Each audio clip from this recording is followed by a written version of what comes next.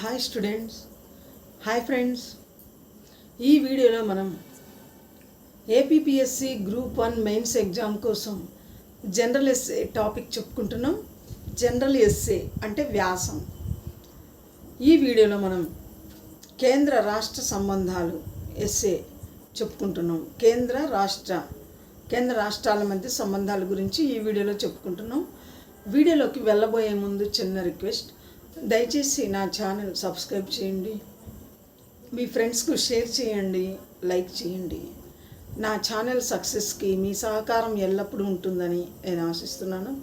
Any competitive exam రాసి కాంపిటీటర్కి ఆ ఎగ్జామ్కి సంబంధించిన సిలబస్లోని టాపిక్స్లోవి నా వీడియోల్లో ఉంటే యూస్ఫుల్గా ఉంటాయి. కాబట్టి మీ ఫ్రెండ్స్కి, అదర్ కాంపిటేటివ్ ఎగ్జామ్స్ రాసే వారికి షేర్ చేయండి. నా ఛానల్ గ్రోత్కి మీ చేయూత అందించాలని నేను మరీ కోరుతున్నాను. Thank you very much. కేంద్ర రాష్ట్రాల మధ్య సంబంధాలు. మన దేశం కొన్ని రాష్ట్రాలుగా విభజింపబడింది. మన భారతదేశం కొన్ని రాష్ట్రాలుగా విభజింపబడింది. రాష్ట్రాలలో రాష్ట్ర ప్రభుత్వాలు పరిపాలన కొనసాగిస్తున్నాయి. రాష్ట్ర ప్రభుత్వాలు పరిపాలన కొనసాగిస్తాయి. మొత్తం దేశ పరిపాలనను కేంద్ర ప్రభుత్వం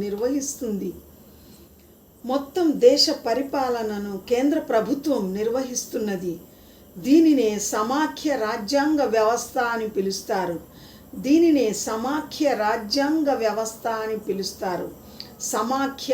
సమాఖ్య రాజ్యాంగం అంటే సమాఖ్య అన్న పదానికి అధికారం కేంద్ర రాష్ట్రాల మధ్య విభజితమై పరిపాలన కొనసాగించడాన్ని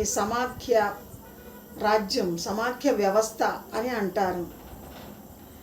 మన రాజ్యాంగ నిపుణులు పరిపాలన సౌలభ్యం కోసం సమాఖ్య పద్ధతిని ప్రవేశపెట్టారు. మన రాజ్యాంగ అధ్యక్షుడు డాక్టర్ బిఆర్ అంబేద్కర్ గారు ప్రపంచంలోని రాజ్యాంగాలన్నింటినీ పరిశీలించి సువిశాలమైన భారతదేశానికి ఎటువంటి వ్యవస్థ అవసరమో, ఎటువంటి రాజ్యాంగ విధానాలు, పద్ధతులు అవసరమో అన్నీ పరిశీలించి అతిపెద్ద సుదీర్ఘ రాజ్యాంగాన్ని మనకు ప్రసాదించారు. మన రాజ్యాంగంలో సమాఖ్య అన్న పదాన్ని చేర్చారు. రాష్ట్రంలోనూ కేంద్రంలోనూ ఒకే రాజకీయ పార్టీ అధికారంలో ఉన్నప్పుడు కేంద్ర రాష్ట్ర సంబంధాలపై సమస్యలు కానీ భేదాభిప్రాయాలు కానీ ఏర్పడవు. అనేక రాజకీయ పార్టీలు అధికారంలోకి వచ్చిన తర్వాత కేంద్ర రాష్ట్రాల సంబంధాలపై అభిప్రాయ భేదాలు తలెత్తుతాయి. కేంద్రం పెత్తనం వహిస్తోంది. కేంద్రం నియంతృత్వ పరిపాలన కొనసాగిస్తుంది. రాష్ట్రాలు కేంద్రానికి తొత్తులు, కేంద్రం మిథ్య అంటూ రాష్ట్ర ప్రభుత్వాలు ప్రతిపక్ష పార్టీలు విమర్శలు చేస్తారు. కానీ రాష్ట్రాలు కేంద్రం వ్యతిరేక వ్యవస్థలు కావని, పరస్పర సహకారులు, పరస్పర ఆశ్రితాలని కొన్ని పార్టీలు తెలుసుకోలేకపోతున్నాయి. రాష్ట్రాలు కేంద్రము పరస్పరం సహకారులు, పరస్పర ఆశ్రితాలుగా ఉండి సహకార సంబంధాలు నెలకొల్పినప్పుడే దేశంలో అభివృద్ధి, శాంతి నెలకొంటాయని ప్రముఖుల అభిప్రాయం. రాజనీతిజ్ఞుల అభిప్రాయం. పరిపాలనా సంబంధమైన అంశాలను రాజ్యాంగం 3 జాబితాలుగా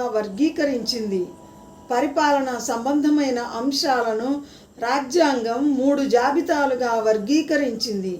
దేశ రక్షణ, విదేశీ వ్యవహారాలు, తంతి తపాలా, బ్యాంకులు, ఆకాశవాణి, కరెన్సీ మొదలైనవి అన్నీ కేంద్ర జాబితాలోనికి వస్తాయి. పరిపాలన సంబంధమైన అంశాలను రాజ్యాంగం 3 జాబితాలుగా వర్గీకరించింది. దేశ రక్షణ, విదేశీ వ్యవహారాలు, తంతి తపాలా, బ్యాంకులు, ఆకాశవాణి, కరెన్సీ మొదలైనవన్నీ కేంద్ర జాబితాలోనికి వస్తాయి. వ్యవసాయం, పోలీసు వ్యవస్థ, నీటి సరఫరా, పంచాయతీ వ్యవస్థ మొదలైనవన్నీ రాష్ట్ర జాబితాలోనికి వస్తాయి. ఇవి కాకుండా కేంద్ర రాష్ట్ర ప్రభుత్వాలు సమానంగా పరిపాలన చేయడానికి వీలుగా కొన్ని అంశాలను ఉమ్మడి జాబితాలో చేర్చారు. ఉమ్మడి జాబితాలో కేంద్రానిదే పైచేయి. విద్య, వివాహం, ఆస్తుల మార్పు, కల్తీ మొదలైనవి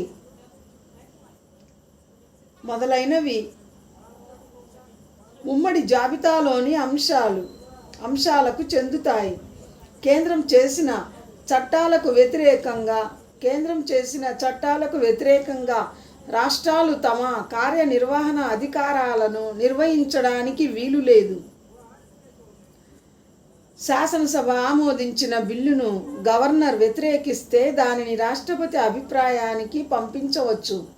రాష్ట్ర ప్రభుత్వం కోరినప్పుడు శాంతి భద్రతల పరిరక్షణకు సైన్యాల్ని, పోలీసుల్ని పంపవలసిన బాధ్యత కేంద్రంపై ఉంది. రాష్ట్ర ప్రభుత్వం కోరినప్పుడు శాంతి భద్రతల పరిరక్షణ కోసం సైన్యాన్ని, పోలీసుల్ని పంపవలసిన బాధ్యత కేంద్రానిపై ఉంది. రాష్ట్రాలు సరిహద్దు లేదా జల వివాదాలకు సంబంధించి పార్లమెంటు అవసరమైన చట్టాలను చేసే హక్కు కలిగి ఉంటుంది. అత్యవసర పరిస్థితిని ప్రవేశపెట్టినప్పుడు రాష్ట్రపతి పరిపాలన కిందికి వస్తుంది. రాష్ట్రపతి పరిపాలన విధించవచ్చు. రాజ్యాంగ సంక్షోభం ఏర్పడినప్పుడు, రాష్ట్రంలో శాంతి భద్రతలు క్షీణించినప్పుడు రాష్ట్ర ప్రభుత్వాన్ని రద్దు చేసి రాష్ట్రపతి పాలన విధించే హక్కు కేంద్ర ప్రభుత్వానికి పార్లమెంటు ద్వారా లభిస్తుంది. ఆర్థిక పరంగా కూడా కేంద్ర రాష్ట్రాల మధ్య గల సంబంధాలను రాజ్యాంగం పొందుపరిచింది. కేంద్ర జాబితాలో విధించిన పన్నులు, ఆదాయం కేంద్రానికి చెందుతాయి. అదేవిధంగా రాష్ట్ర జాబితాలోని పన్నులు, ఆదాయం పూర్తిగా రాష్ట్ర ప్రభుత్వానికి చెందుతుంది. రైల్వే శాఖలకు సంబంధించిన ఆదాయంలో కొంత భాగం రాష్ట్రానికి లభిస్తుంది. రాష్ట్రాలకు ఆర్థిక వనరులను అందించడానికి కేంద్ర ప్రభుత్వం ఆర్థిక సంఘాన్ని నియమిస్తుంది. తుఫాన్లు, అగ్ని ప్రమాదాలు, భూకంపాలు, కరువు కాటకాలు వంటి బీభత్సాలలో కేంద్రం తగిన విధంగా రాష్ట్రాలకు తన సహాయం అందిస్తుంది. రాష్ట్ర గవర్నర్ను కేంద్ర ప్రభుత్వ సలహాతో రాష్ట్రపతి నియమిస్తారు. రాష్ట్రాల యొక్క గవర్నర్లను కేంద్ర ప్రభుత్వం యొక్క సలహాతో రాష్ట్రపతి నియమిస్తారు. ఇటీవల కేంద్ర రాష్ట్ర ప్రభుత్వాల మధ్య సత్సంబాలు కొరవడ్డాయి. తరచూ వివాదాలు తలెత్తుతున్నాయి. విభిన్న రాజకీయ పార్టీలు అధికారంలోకి రావడం ఒక కారణం కాగా, కేంద్ర ప్రభుత్వపు రాజకీయ జోక్యం మరొక కారణం. ఎప్పుడో రూపొందించిన కేంద్ర రాష్ట్రాల జాబితాలోని అంశాలలో గల లోపాలు మరొక కారణం. ముఖ్యంగా రాష్ట్రపతి పాలన విధించే అవకాశం ఉన్న 356 నిబంధన అత్యంత వివాదాస్పదంగా మారింది. కేంద్ర ప్రభుత్వం రాష్ట్ర ప్రభుత్వంపై పెత్తనం చలాయించి రాజకీయాలకు వినియోగించుకునే అవకాశం ఈ నిబంధన కల్పిస్తుంది అని పలువురు రాజనీతివేత్తలు విమర్శించారు. ముఖ్యంగా తెలుగుదేశం ప్రభుత్వాన్ని రద్దు చేసి రాష్ట్రపతి పాలన విధించడానికి కారకుడైన గవర్నర్ రామ్లాల్తో ఈ వివాదం ఉధృతమైంది. ఈ నిబంధన ఇప్పటికీ 90 సార్లు రాష్ట్రపతి పరిపాలన ఈ 356వ నిబంధన ఈ నిబంధన ఇప్పటికీ 90 సార్లు ప్రయోగించబడింది. ఈ నిబంధన ఇప్పటికీ 90 సార్లు దేశంలో ప్రయోగించబడింది. అంటే రాష్ట్రాలపై కేంద్రం పెత్తనం వహిస్తుందని పలువురు భావించడం జరుగుతుంది. దీనివల్ల శాసనసభ ఉనికి కేంద్రం దాక్షిణ్యాలపై ఆధారపడవలసిన దుస్థితి దాపురిస్తుందని పలువురు రాజనీతివేత్తల అభిప్రాయం. గవర్నర్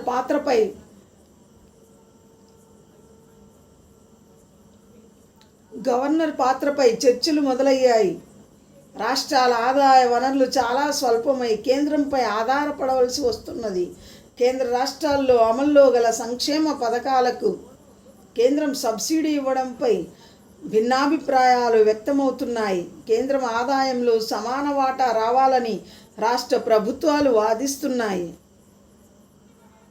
కేంద్ర రాష్ట్ర సంబంధాలపై ఎంసీ సెతల్వాడ్ కేంద్ర రాష్ట్ర సంబంధాలపై ఎంసీ సెతల్వాడ్ నాయకత్వంలో ఒక పాలనా సంస్కరణల సంఘం నియమించబడింది.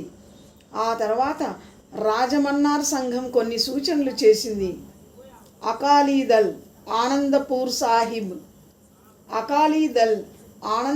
సాహిబ్ తీర్మానంలో మరికొన్ని అంశాలను సూచించింది. ఈ వివాదాలు తీవ్రమవుతున్న దశను గమనించిన అప్పటి శ్రీమతి ఇందిరాగాంధీ 1983లో ఆర్ఎం సర్కారియా అధ్యక్షతన 3 సభ్యులతో సర్కారియా కమిషన్ ఏర్పాటు చేసింది. కేంద్ర రాష్ట్ర సంబంధాలపై ఎంసీ సెతల్వాడ్ నాయకత్వంలో పరిపాలనా సంస్కరణల సంఘం నియమించబడింది. ఆ తర్వాత రాజమన్నార్ సంఘం కొన్ని సూచనలు చేసింది. అకాలీదళ్ ఆనందపూర్ సాహిబ్ తీర్మానంలో మరికొన్ని అంశాలను సూచించడం జరిగింది.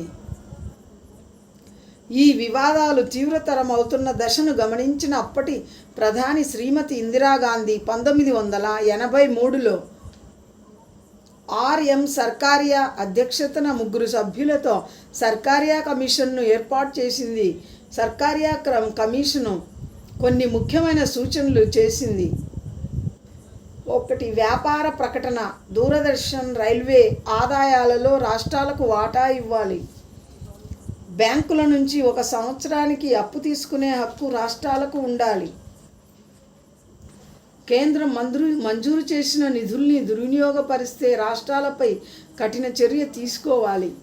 కేంద్రం మంజూరు చేసిన నిధుల్ని దుర్వినియోగపరిస్తే అటువంటి రాష్ట్రాలపై కఠిన చర్య తీసుకోవాలి. రాష్ట్ర ముఖ్యమంత్రిని సంప్రదించిన తర్వాతనే గవర్నర్ను నియమించాలి. రాష్ట్ర రాజకీయాలతో సంబంధం లేని ఇతర రాష్ట్రాల వారిని గవర్నర్గా నియమించాలి. రాష్ట్ర రాజకీయాలతో సంబంధం లేని ఇతర రాష్ట్రాల వారిని గవర్నర్గా నియమించాలి. రాజకీయ నాయకులను ముఖ్యమంత్రిగా, కేంద్ర మంత్రిగా పనిచేసిన వాళ్లను గవర్నర్గా నియమించరాదు. 356వ నిబంధనను అధికార దాహం తీర్చుకోవడానికి ఉపయోగించరాదు. 1977లో జనతా పార్టీ 9 రాష్ట్ర ప్రభుత్వాలను రద్దు చేయడము. 1977లో జనతా పార్టీ 9 రాష్ట్ర ప్రభుత్వాలను రద్దు చేయడము. 1980లో కాంగ్రెస్ పార్టీ జనతా ప్రభుత్వాలను రద్దు చేయడము అధికార దుర్వినియోగమే. ఆర్థిక సంఘం రాష్ట్ర ప్రభుత్వాలను సంప్రదించాలి.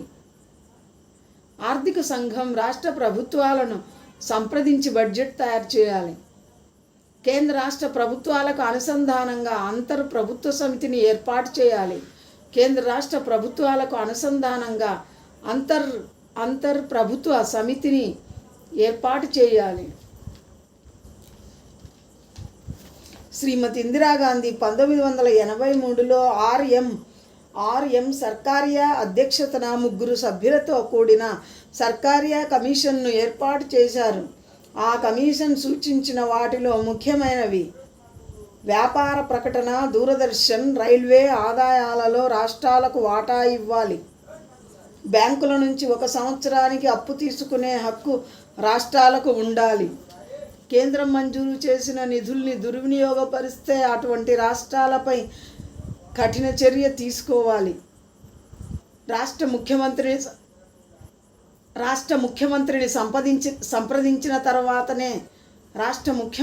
సంప్రదించిన తర్వాతనే గవర్నర్ను నియమించాలి. రాష్ట్ర రాజకీయాలతో సంబంధం లేని ఇతర రాష్ట్రాల వ్యక్తిని గవర్నర్గా నియమించాలి. రాజకీయ నాయకులను ముఖ్యమంత్రిగా, కేంద్ర మంత్రిగా పనిచేసిన వాళ్లను గవర్నర్గా నియమించరాదు. 356 నిబంధనను అధికార దాహం తీర్చుకోవడానికి ఉపయోగించరాదు. 356 నిబంధనను అధికార దాహం తీర్చుకోవడానికి ఉపయోగించరాదు. 1977లో జనతా పార్టీ 9 రాష్ట్ర ప్రభుత్వాలను రద్దు చేయడము, మరియు 1980లో కాంగ్రెస్ పార్టీ జనతా ప్రభుత్వాలను రద్దు చేయడం అధికార దుర్వినియోగం క్రిందకే వస్తాయి. ఆర్థిక సంఘం రాష్ట్ర ప్రభుత్వాలను సంప్రదించాలి. ఆ తర్వాతే బడ్జెట్ను రూపొందించాలి. కేంద్ర రాష్ట్ర ప్రభుత్వాలకు అనుసంధానంగా అంతర్ప్రభుత్వ సమితిని ఏర్పాటు చేయాలి. కానీ దురదృష్టవశాత్తు సర్కారియా కమిషన్లోని అంశాలను కేంద్రం సరిగా పాటించడం లేదు. సర్కారియా కమిషన్లో సూచించిన అంశాలకు చట్టబద్ధతను కేంద్రం కల్పించలేదు. జాతీయ ప్రణాళికను నిర్ణయించడంలో రాజకీయ నాయకుల జోక్యం ఉండకూడదు. ప్రాంతీయ పార్టీలు కేంద్ర వ్యతిరేక విధానాలను అవలంబించకూడదు. గవర్నర్ కేంద్ర ప్రభుత్వ ఉద్యోగి కాకుండా రాజ్యాంగ పరిరక్షకుడిగా వ్యవహరించాలి.